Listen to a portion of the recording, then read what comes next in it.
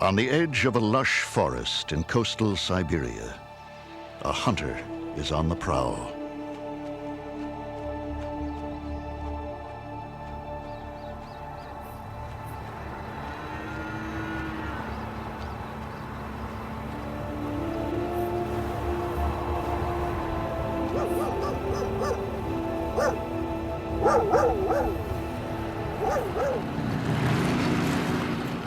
Ternay, a small town in Far East Russia. This is no longer a place of exile, but today's Siberians must eke out a hard living, trapping, fishing, and logging. They live on one of the last frontiers, surrounded by a vast and largely untamed wilderness. And still, out there somewhere, a legend lives.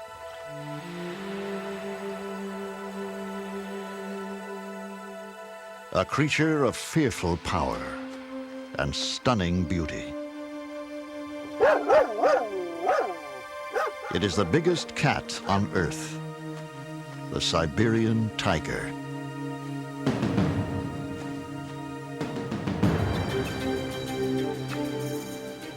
Today, wildlife biologists seek to study the tiger and perhaps to save it. About 300 Siberian tigers survive in the wild, and they are perilously close to extinction. These Russian and American scientists must get close to one of the most dangerous animals in the world.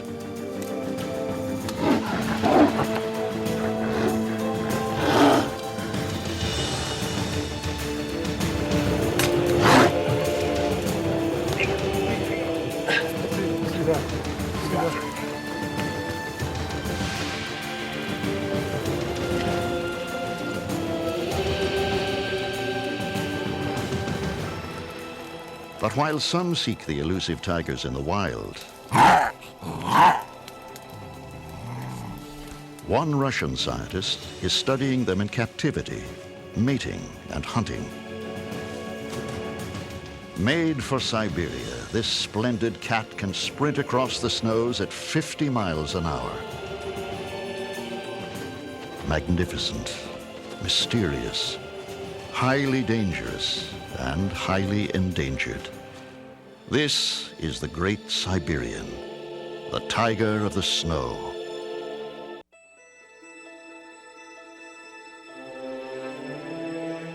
A vast stretch of forest blankets Russia with a fourth of the world's timber reserves. Until recently, the Siberian tiger thrived here in secure isolation. Under the strict dictates of the old Soviet system, the tiger was protected. But today, enforcement is lax. Rampant poaching has dramatically reduced the population of tigers in the wild.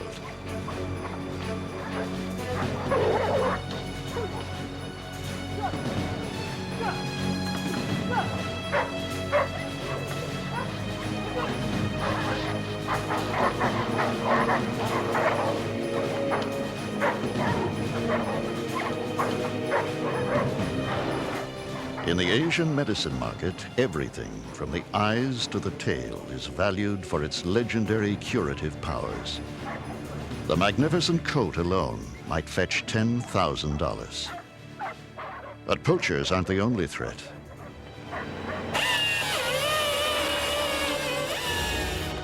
The tiger's habitat, part of the largest natural forest in the world, is rapidly disappearing. It's being cut at a rate of 10 million acres a year.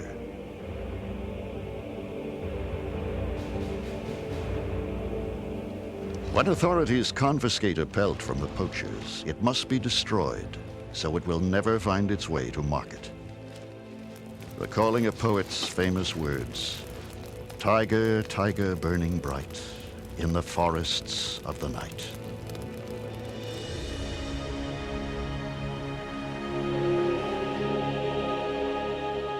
The coast of eastern Siberia. The Siberian tiger once ranged across much of the Asian continent. Once they numbered in the thousands. Now, only some 300 survive in a narrow band of mountains on the Sea of Japan.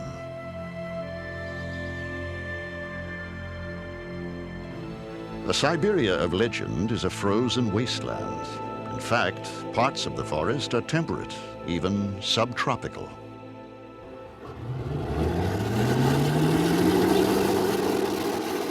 Here, Russian and American scientists are seeking to study wild Siberian tigers in a last-ditch effort to save them.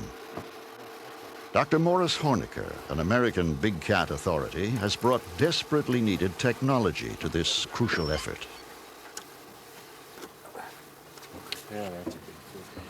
In the past, Russian scientists could study the tigers only in winter, when their tracks could be followed in the snow.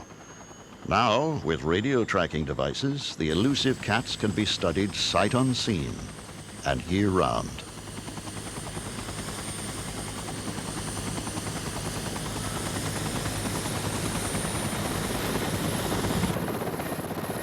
My first work with cats with mountain lions in North America, in Idaho, everyone said it couldn't be done, and I've always liked a challenge.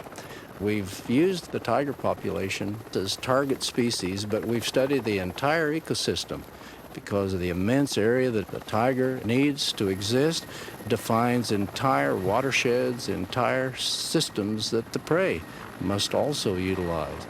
So you can literally define an entire ecosystem by studying a big cat.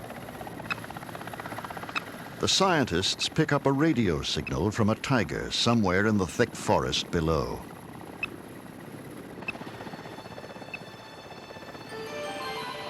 In fact, it's a number of tigers, and incredibly, they're out in the open.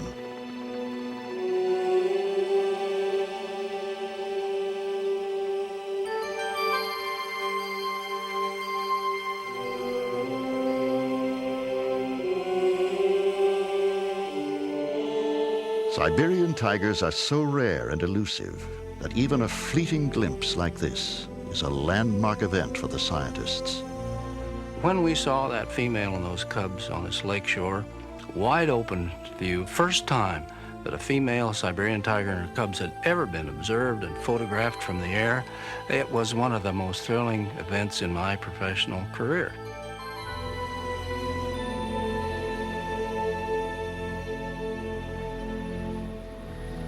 Horniker's team has tracked some dozen tigers by radio, trying to determine such essential facts as their range and distribution.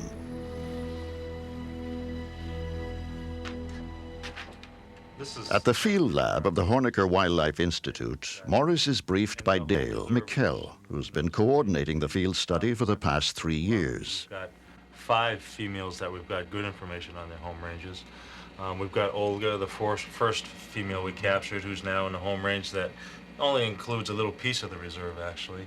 And then we've got Together with their Russian colleagues, they need to quickly establish a management plan for the tigers. One of the things that's interesting about all of this is that all these animals travel outside the boundaries of the reserve. So even though the reserve is vast, it's not large enough to maintain these females in their entire home range. Time is running out. Even now, logging roads skirt the reserve, where only some 20 tigers roam over 1,300 square miles.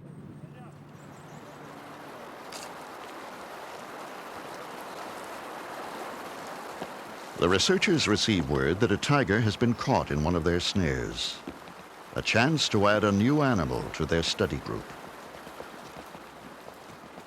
Bart Schleyer and Dr. Horniker prepare to sedate the tiger.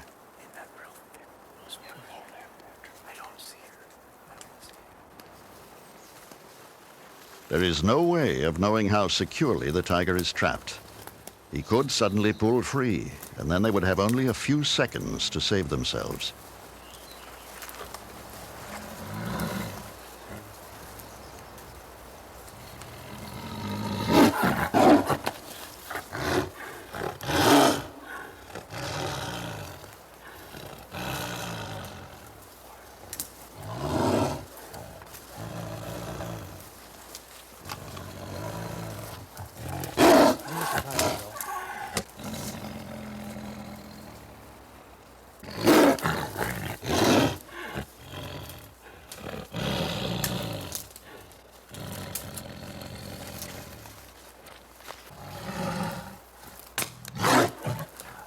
A tranquilizer dart should quiet the tiger down.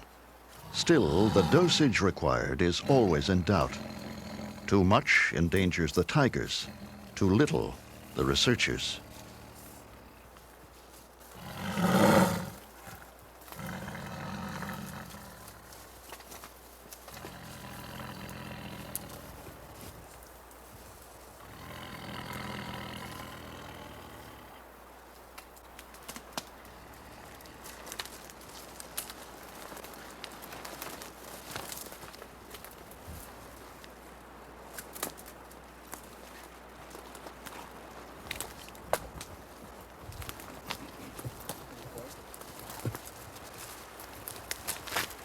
It's a 3-year-old male.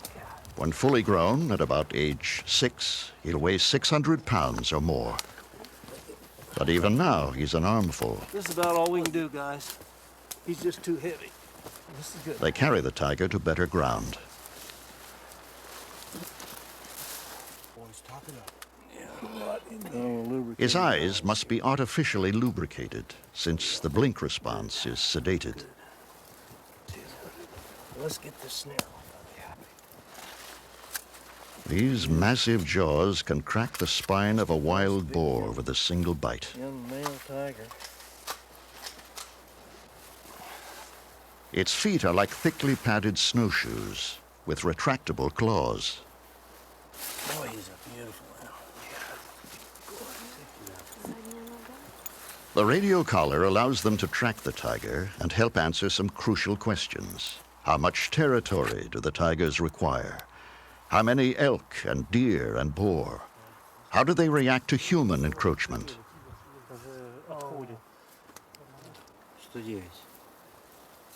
Suddenly, the tiger is having trouble breathing. They desperately try to revive him. I'm gonna get him. If someone can keep his eyes are moving. Yeah, but his breaths are real low. You want me to keep? Yeah. Cool, cock. Mm-hmm. Give it to him. Give it to him pretty quickly, bud.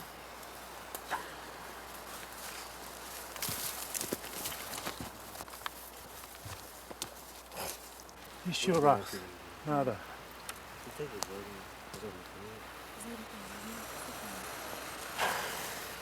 That collar's cut, Morris. That collar's cut. Yeah. Because we might have a cat that comes up real quick. The tiger must be given a stimulant. Nieto cola.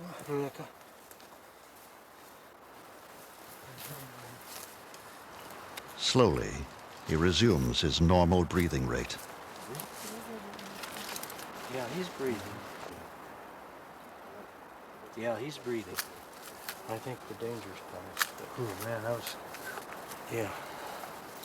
The biologists must now take their samples hastily before the great beast fully awakens.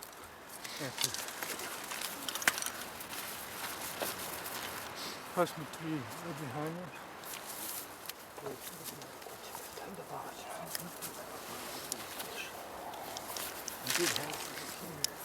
Cool, why'd you be sure behind us? What do you need, bud? The alcohol was in that. See it. Wasn't this? Seizure. Little seizure. Let's get out. They're reluctant to lose sight of him before he's safely on his feet, but also eager not to be in his way.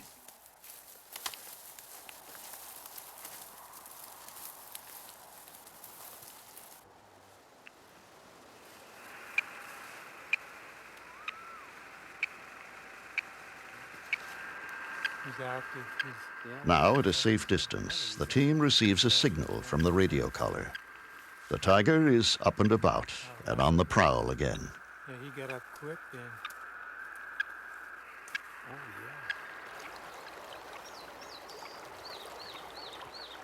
In another part of the reserve, the team is concerned about the signal from a tigress named Olga. She was the very first collared with a radio.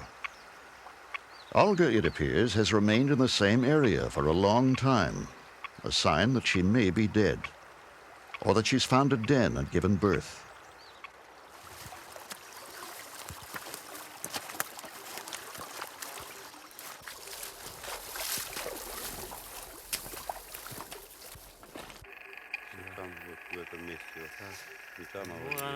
Dr. Yevgeny Smirnov, Russian tiger specialist, determines that Olga is in fact moving about her den site.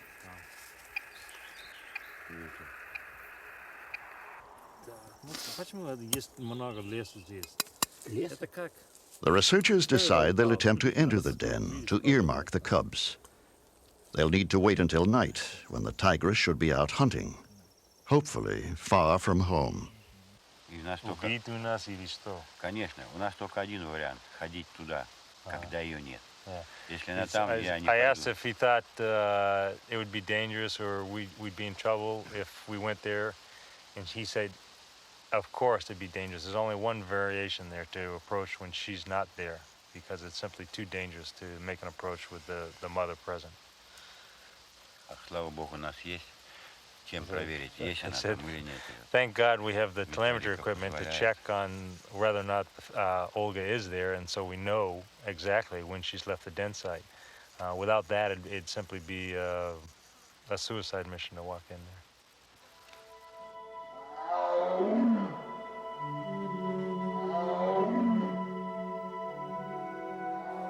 The fading radio signal indicates that Olga has left her den. But if she returns, she would probably attack instantly. They test flares they hope would drive Olga off. Protecting a den is one of the rare circumstances when a Siberian will turn man-killer.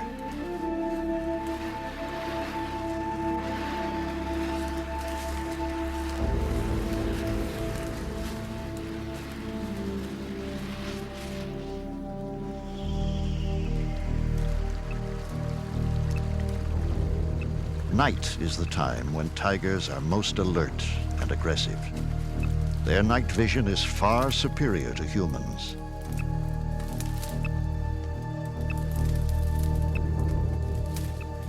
The signal from Olga, once faint, is getting louder. The team must quickly be in and out of the den.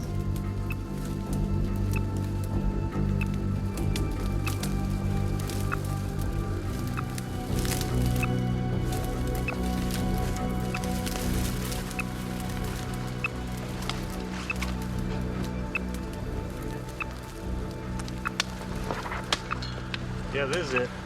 This is it, Bart. Bart, как там? Yeah, we got the spot. Gloves soaked with tiger urine are worn so the mother will not detect their intrusion and reject her cubs.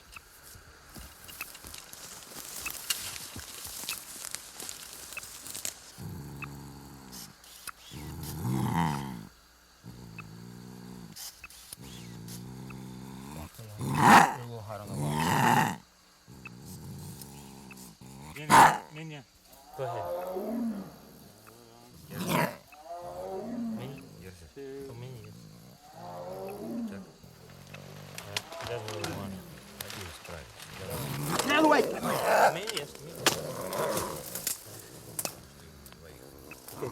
Подожди.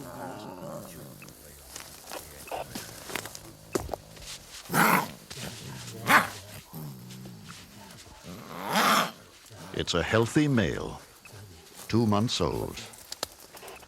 The cub already weighs about 13 pounds. Okay. Dale, I'm still getting a signal, and it's really not that weak right now. We're probably going to have to hurry if you can.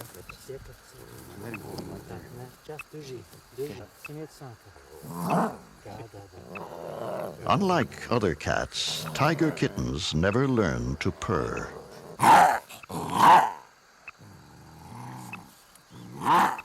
An ear tag is inserted for future identification. They christen the cub Sasha. I'm getting a signal. We're going to have to hurry. She's back. She's come back over the ridge.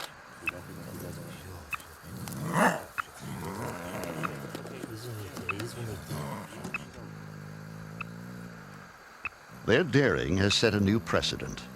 For the first time ever, scientists have examined and returned a cub to a den in the wild.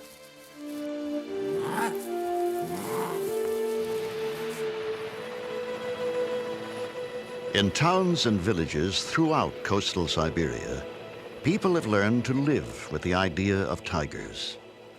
But attacks have happened, and some are afraid. In the village of Gaivaran, however, one man is happy to have tigers in his own backyard. Morris Honecker and Howard Quigley are working with a Russian biologist who has 2 orphaned cubs in captivity. That's a big male. Victor Uden has raised the cubs from infancy.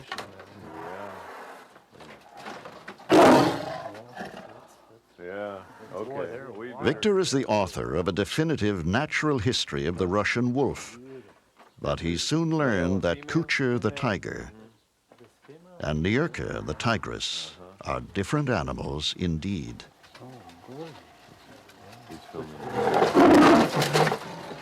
Изучение тигров в неволе просто необходимо, потому что многие стороны биологии... To study tigers in captivity is absolutely necessary, because many of their biological traits cannot be learned in the wild. Comparing the results of the tiger studies that were done in captivity and in the wild helps us to develop the methods of how to preserve the tiger as a species in reserves like Sehotealin. The young tigers have outgrown their cages, and so, with the support of the Honecker Wildlife Institute, an enclosure is built in the adjacent woods. Though a far cry from the hundreds of square miles a tiger in the wild would roam, these 6 acres will provide the young captives with the opportunity to run and hunt, and hopefully even mate and have cubs. But there are neighbors in the area.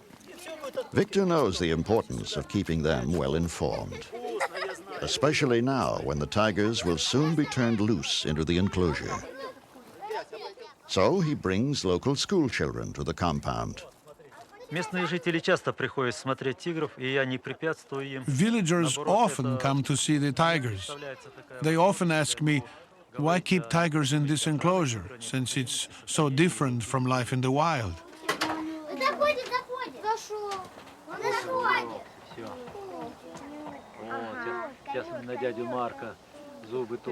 Очень часто спрашивают, для чего держать тигров в этом вольере. I explain to them that there are limitations to what we can and cannot learn from observing tigers the way we do in the wild by simply following tracks through the snow. Тигров по следам в природе. После того, когда люди понимают, что это не просто забава, а Afterwards, when people realize that it's not just for fun, that it's serious work, they look at me in admiration, as if I were a Superman, I guess.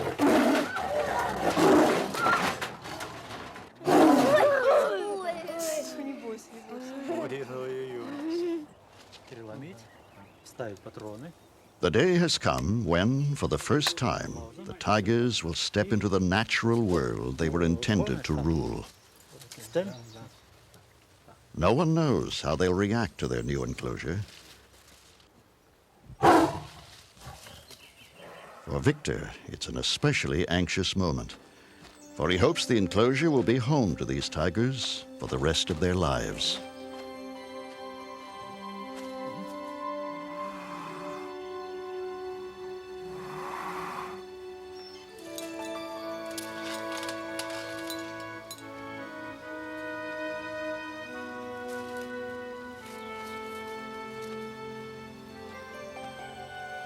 The male, Kucher, steps boldly out. For the first time, the light through the trees, the smell of grass and leaf, the feel of the soft earth. Nyurka, the female, is unsure of all this and even tries to close the gate. But soon curiosity overcomes caution.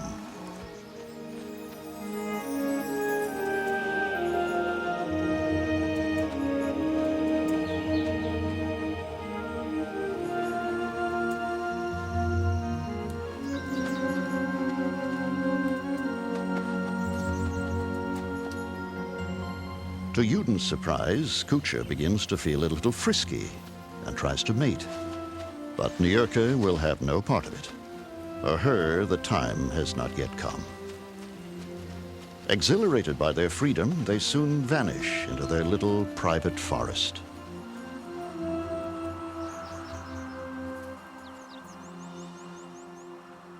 To feed his feline charges, Dr. Uden collects roadkill.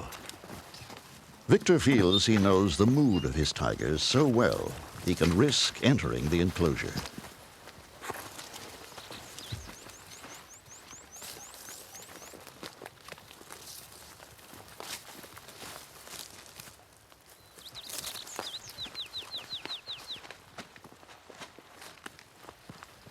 In the wild, most attacks on humans occur when they invade a tiger's territory or when cubs are threatened. Unlike Bengal tigers, Siberians have never been known to hunt man.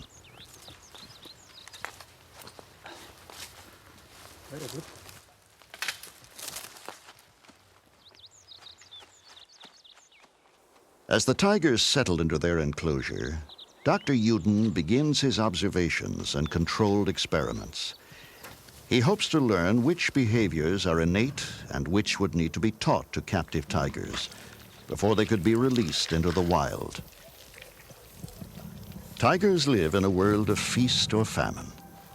Still, Kuchar must wait his turn. Dr. Uden notices it's the female who feeds first.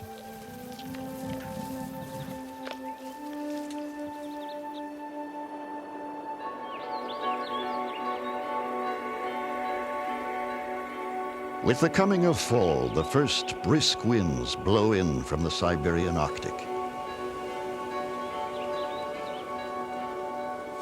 As if designed for these autumn colors, the tigers blend with the landscape. In the wild, their coloration becomes lighter as winter approaches, anticipating snow.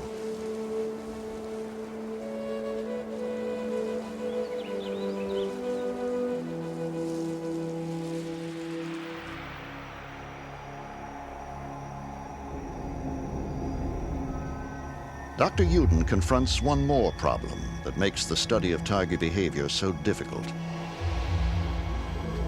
The tiger is largely a creature of the dark.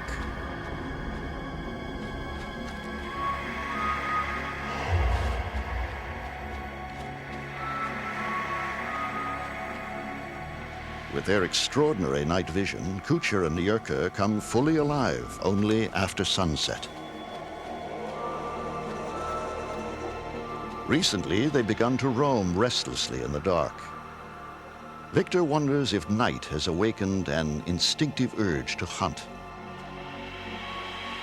When he releases a small rabbit in the enclosure, he quickly learns the answer.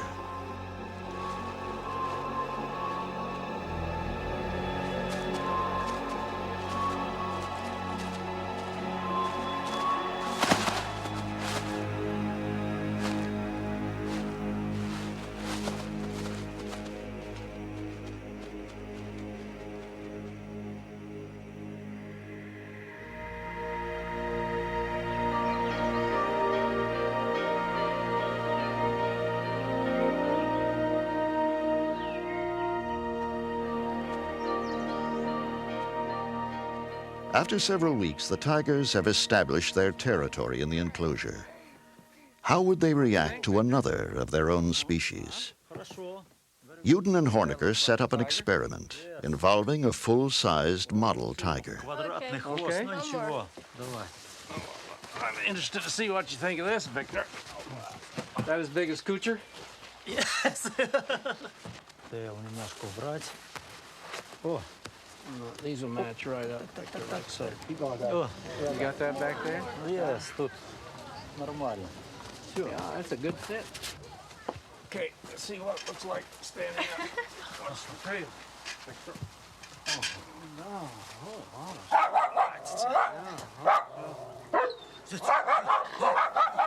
Victor's dogs are convinced. They immediately recognize an archenemy. Hey, don't look at it.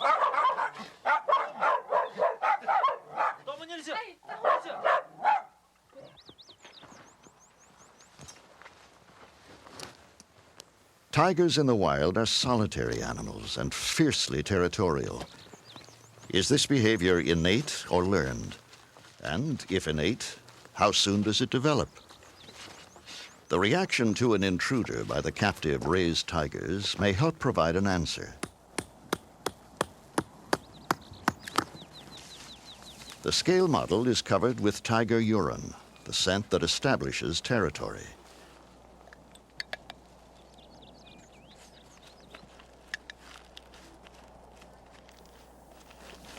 Recordings of tiger calls will be played into the enclosure. The stage is set.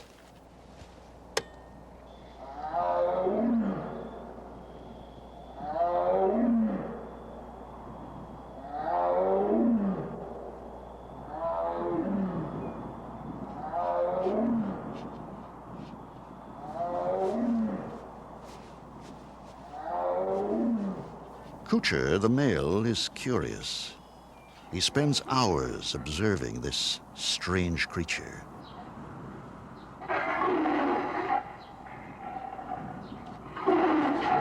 But by light of day, Kucher keeps his distance. It's only overnight that the researchers discover the tiger's real attitude towards the intruder. Every shred of color has been ripped from the model's skin. Only when the model no longer looked like a tiger did Kucher leave it alone. The defense of his territory is already a powerful instinct.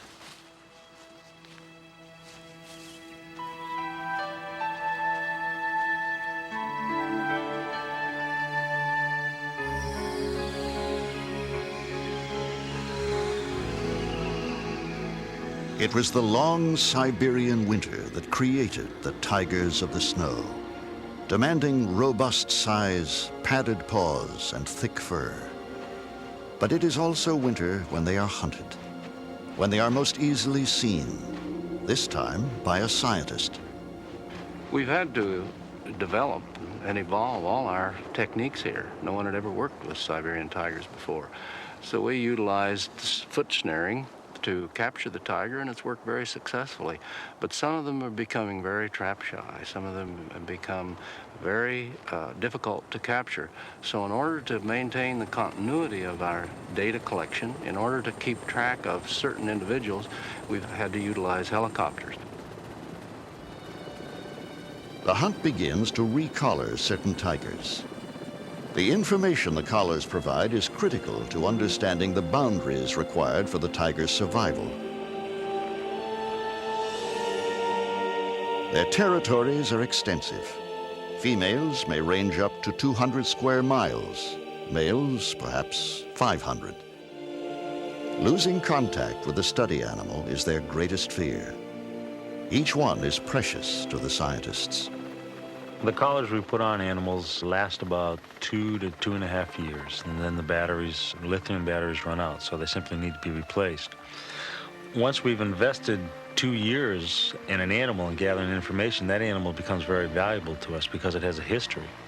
And the longer we can maintain contact with an animal, the more we learn about its life history patterns, how often it has young, how long they live, its whole life history.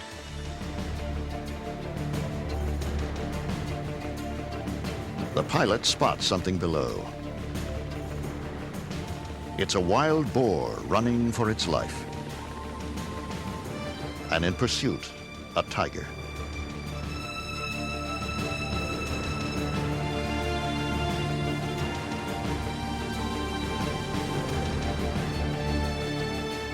Tigers miss most of their prey.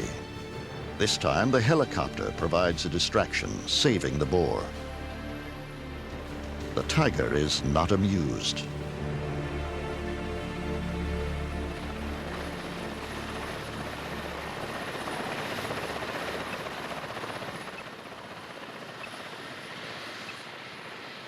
Eventually, they pick up the strong signal of another familiar tiger.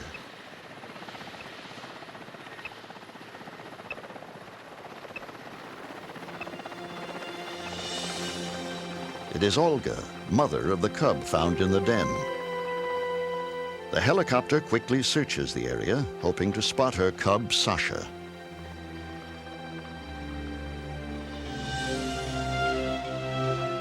And Sasha is there.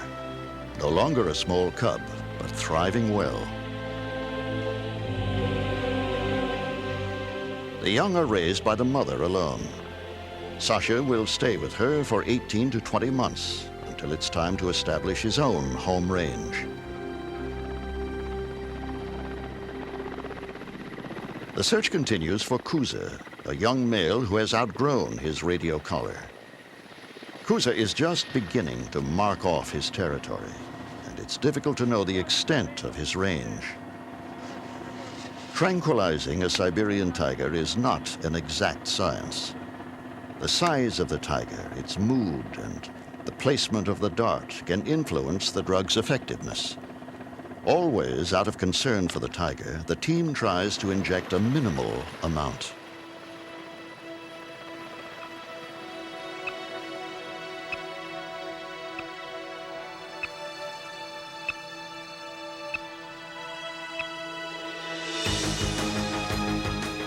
After long hours and much precious fuel, the tiger is spotted. In pursuit, the helicopter must fly very low over dense forest, a dangerous maneuver. It's a far cry from hunting on foot for Bart Schleyer. There's usually just a real narrow opportunity to dart, and sometimes there's a limb in the way, and there's been a number of times when I probably could have gotten a dart into an animal, but I'm too worried about a deflection of the dart and having the dart deflect into an improper placement in the animal, which would injure it, which we don't want. So I'm real stressed by trying to get a proper hit on an animal.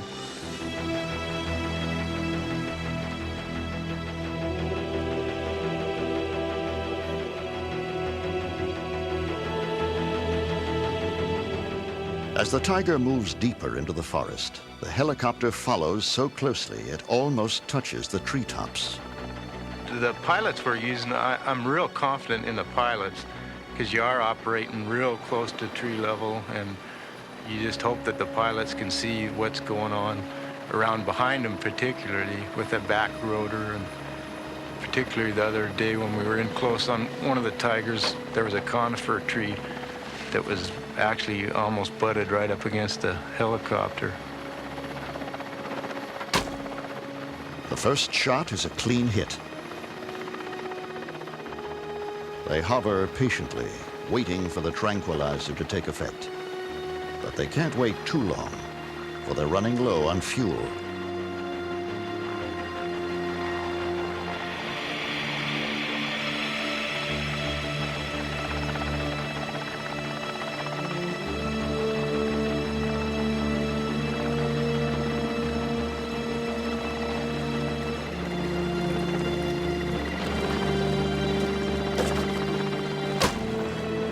Bart fires another dart into the tiger. Most big cats need 2 doses, and the second one appears to take effect. Bart and Reba Nikolai must quickly be landed. This too is a dangerous maneuver, but they can't leave the tiger sedated for long.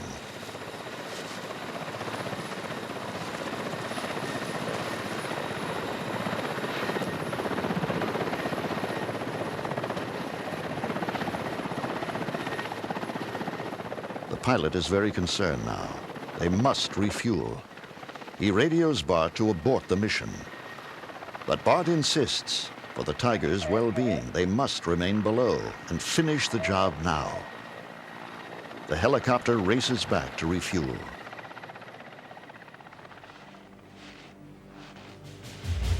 As they slowly approach the tiger, their worst fears are realized. The tiger is up and moving. The dosage was insufficient.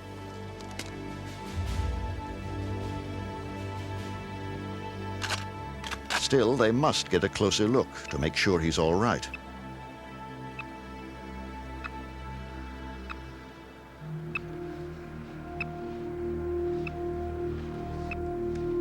The They proceed with caution, knowing they are intruding in a fierce young tiger's newly claimed territory. Kuza appears groggy, but otherwise all right. But he's much too dangerous to follow. Now they can only await the helicopter's return and hope the young tiger has seen enough of them.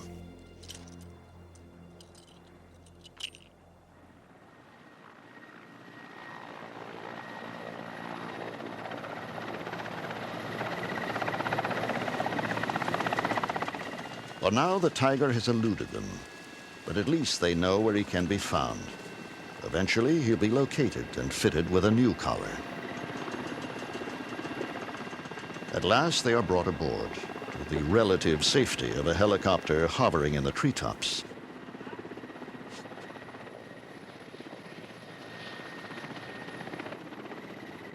Not long after, they spot a tigress named Marivana.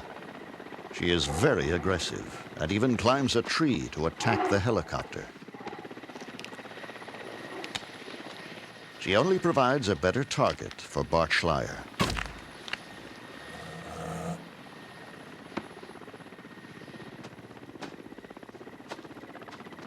Unlike the larger male, a single dose sedates the tigress quickly. Let's take blood, and that's about it, right? Let's check the other side for the artery. Okay, all right, this. The old collar is measured against the new one, which is given an extra notch for growth.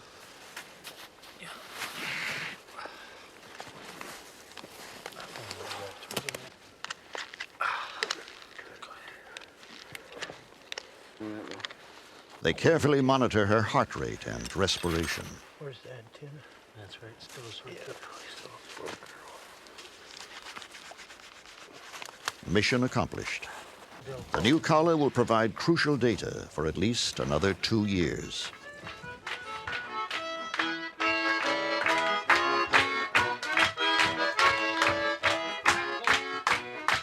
Not far from the cold, forbidding wild, the success of the venture is celebrated Russian style. It's also Bart Schleyer's birthday.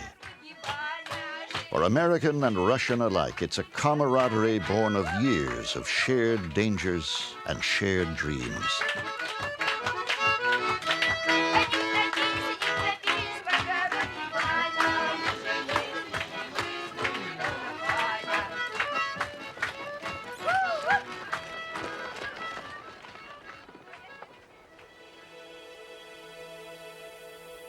At Victor Yuden's compound, winter has transformed the enclosure. The Siberian winter seems to invigorate the captive tigers. This is truly the season of the tigers of the snow.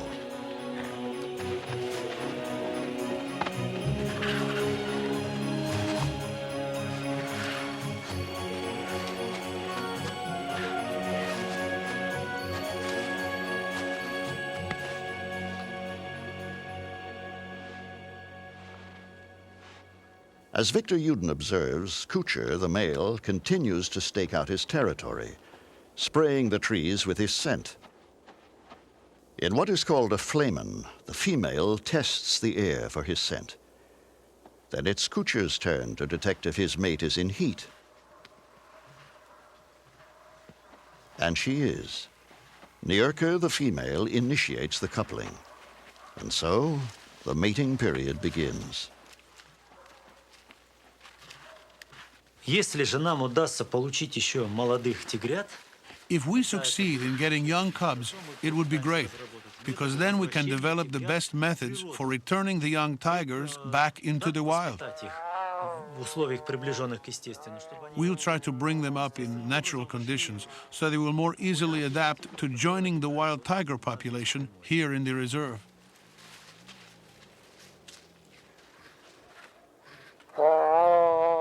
As for a successful mating, all Dr. Yuden can do is hope for results.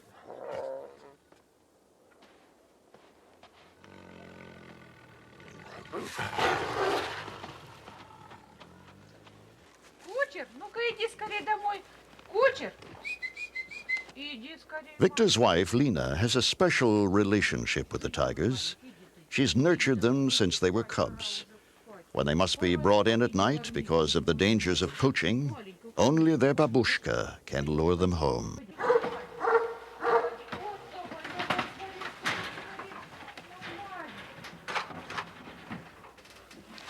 Нюрка, иди, моя маленькая, иди сюда скорее. Нюрка, иди скорее, моя маленькая. Живность, иди сюда, сюда скорее. Иди скорее, мои маленькие.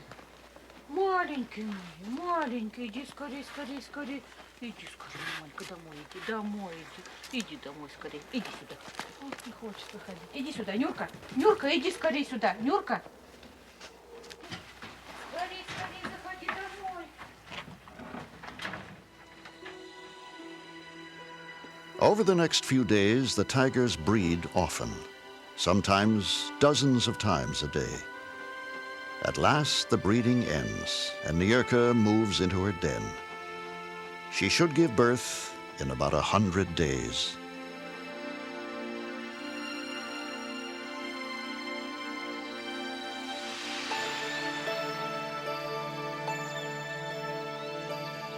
Springtime in Siberia. Dr. Hornecker receives word from Victor Uden that Nyurka has given birth. But something's wrong.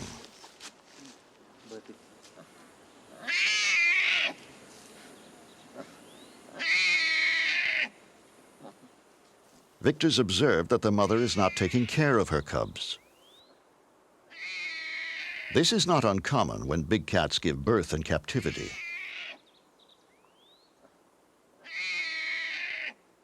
Does Victor think she's fed them at all?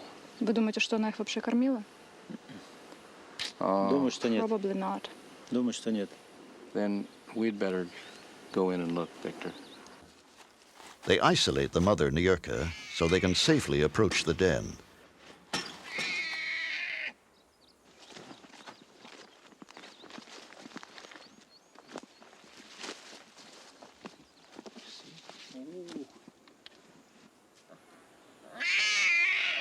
One of the cubs is up and about, but looks hungry and unkempt. The other cub is barely moving, and Victor is clearly concerned.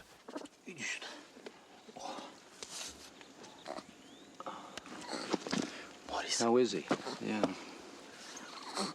Oh, yeah. Yeah, the poor little guy.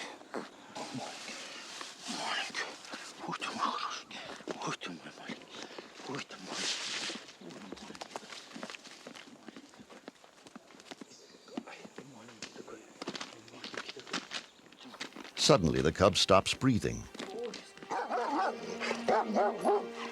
Victor rushes it inside, where he will try to revive it.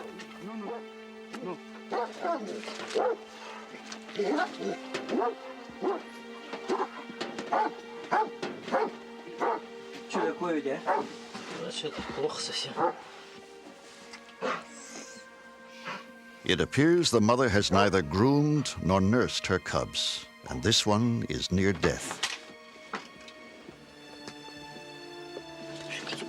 With infinite patience, Victor massages the heart, hoping against all odds to bring the cub back to life.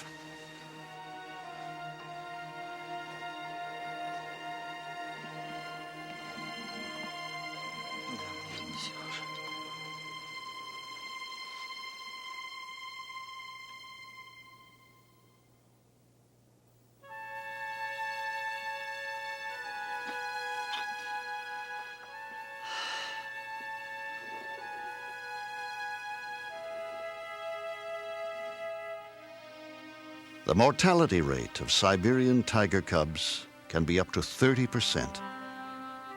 With so few born in the wild, the survival of captive cubs is critical to the species.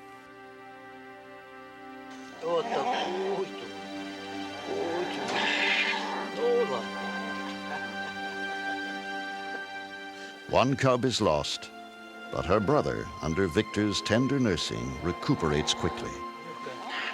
He's named the cub Globus for a world that cares about him, even if his own mother hasn't learned to.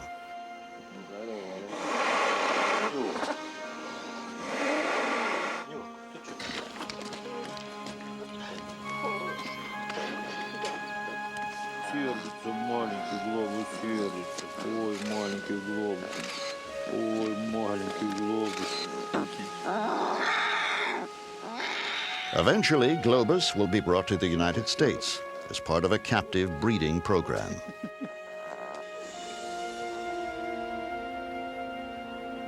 When he is, he'll be following other cubs orphaned in Siberia and sent by Dr. Hornecker to the snows of Omaha, Nebraska. They're now part of the world's most successful breeding program for large predators. The tigers are bred here with the goal of returning the cubs back to the wild. But what kind of environment will await them?